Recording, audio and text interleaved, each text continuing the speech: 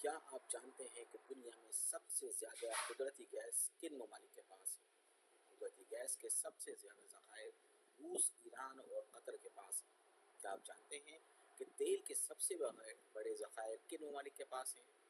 سب سے زیادہ تیل وینزویلا، سعودی عرب اور کینیڈا کے پاس ہے۔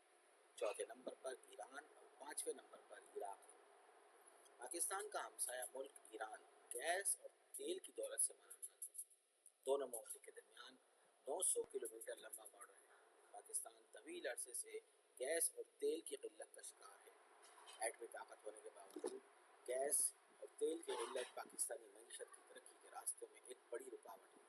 اس رکاوٹ کو دور کرنے کے لیے محترمہ بے نظیر بھٹو نے 1995 میں ایران سے سستی گیس خریدنے کے ایک منصوبے پر بات چیت شروع کی اور ایرانی صدر ہاشمی رفسنجانی کے ساتھ ایرانی Pakistan pipeline gas project شروع کرنے کی ایک مفاہمتی یادداشت پر دستخط ہوئے۔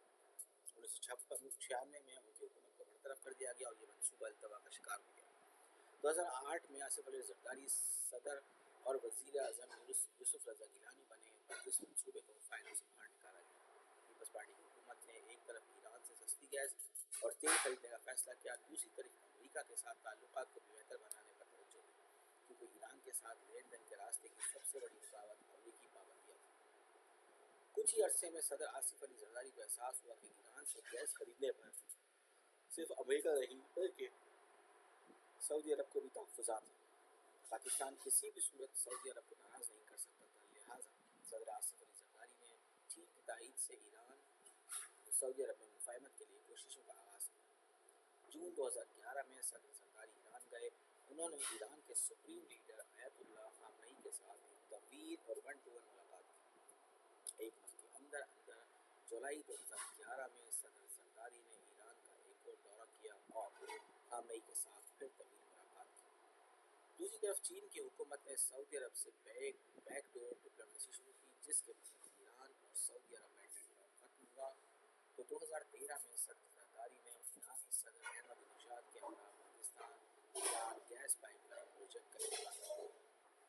کچھ عرصے بعد نواز شریف وزیر اعظم بن گئے اور زرداری صاحب کی پہلی ٹرم ختم ہو گئی۔ نواز شریف پر بہت دباؤ آیا کہ Iran Pakistan gas pipeline project سے نکل آئیں۔ انہوں نے اس پروجیکٹ پر خاموشی اختیار کر لی اور قطر سے گیس خریدنی شروع کر دی۔ 2018 میں عمران خان وزیر اعظم بن گئے۔ انہیں بھی مشورہ دیا گیا کہ ایران سے تجارت کا خیال دل سے نکال دیں۔ انہوں نے بھی یہ منصوبہ ختم کرنے سے انکار کر دیا۔ سوچنے کی بات یہ ہے کہ 2009 کے بعد پاکستان کی ہر سیاسی حکومت کو ایران سے گیس خریدنے سے منع کیا گیا، لیکن کسی حکومت نے یہ منصوبہ ختم نہیں کیا۔ پہلی وجہ یہ تھی کہ جب بھی کوئی پاکستانی حکومت گیس اور تیل مہنگا کرتی ہے تو عوام اسے بدلنے دیتے ہیں۔ سیاسی حکومتیں محض امریکہ کی خوشنودی کے لیے ایسا منصوبہ ختم نہیں کر سکتی جس سے پاکستانی عوام کو فائدہ ہو۔ دوسری وجہ یہ ہے کہ پاکستان اور ایران نے جب گیس پائپ لائن پروجیکٹ کا آغاز کیا تو اس میں کسی تنازع کی ثالثی کے لیے فرینچ لاء کے تحت قائم ایک عالمی عدالت کو ثالث بنایا گیا۔ پاکستان اس معاہدے سے نکل جاتا تو اسے کم از کم $18 ارب ادا کرنا۔ اس معاہدے پر اتفاق رائے 1995 میں ہوا، باقاعدہ آغاز 2009 میں ہوا، افتتاح 2013 میں ہوا اور 2014 میں اسے ہر صورت مکمل کرنا تھا۔ 2022 میں شہباز شریف وزیر اعظم بنے تو ملک بدترین معاشی بحران کا شکار تھا۔ ڈیفالٹ کا خطرہ سر پر منڈلا رہا تھا۔ پاکستان کبھی چین اور کبھی سعودی عرب سے قرض لے کر ڈیفالٹ سے بچ رہا تھا۔ IMF سے معاہدے کی کوشش کی جا رہی تھی اور صورتحال میں امریکہ کو ناراض کرنا ممکن نہ تھا، لہٰذا گیس پائپ لائن پروجیکٹ پر خاموشی اختیار کی گئی۔ مارچ 2023 میں ایک بڑا بریک تھرو ہوا۔ ایران اور سعودی عربیہ مفاہمت کی کوششیں کامیاب ہو گئیں اور چین نے دونوں ممالک میں صلح کروا دی۔ کسی کو یاد نہ تھا کہ ایران اور سعودی عرب میں دوستانہ تعلقات کی بحالی کے لیے کوششوں کا آغاز کب، کس نے، کن مقاصد کے لیے کیا۔ بہرحال بیجنگ میں ایران اور سعودی عرب کے وزراء خارجہ کے درمیان ملاقات کے فوری بعد مئی 2023 میں پاکستان کے وزیر اعظم شہباز شریف نے ایران سے سستی بجلی خریدنے کے ایک معاہدے پر دستخط کر دیے۔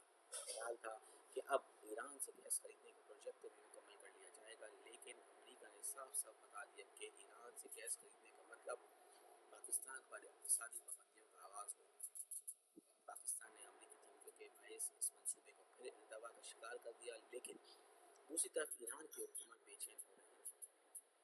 معاہدے کے مطابق ایران اپنے حصے کی پائپ لائن بچھا چکا، اب باقی کام پاکستان نے کرنا تھا، اور اگر مارچ 2024 تک پاکستان اپنے حصے کا کام مکمل نہیں کرتا تو پھر ایران نے پاکستان کو لیگل نوٹس دینا تھا، اور اگر ایران لیگل نوٹس نہ دیتا تو ستمبر 2024 کے بعد اسے نوٹس دینے کا اختیار بھی نہ رہتا۔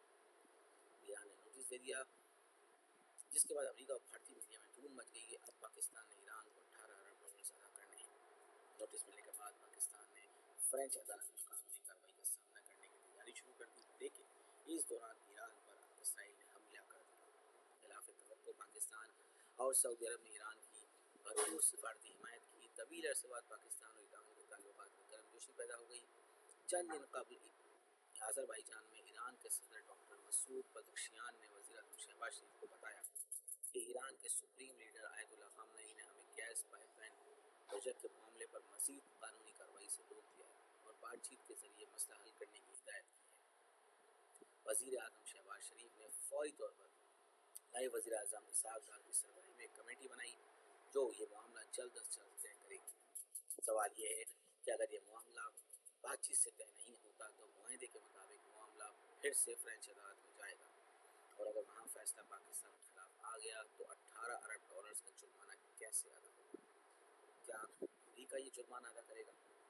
حکومت ہر دوسرے تیسرے مہینے کبھی پیٹرول کبھی گیس مہنگی کر کے عوام سے گالیاں سنتی ہے۔ کیا ایران سے سستی گیس، پیٹرول اور سستی بجلی خرید کر عوام کو ریلیف نہیں دیا جا سکتا؟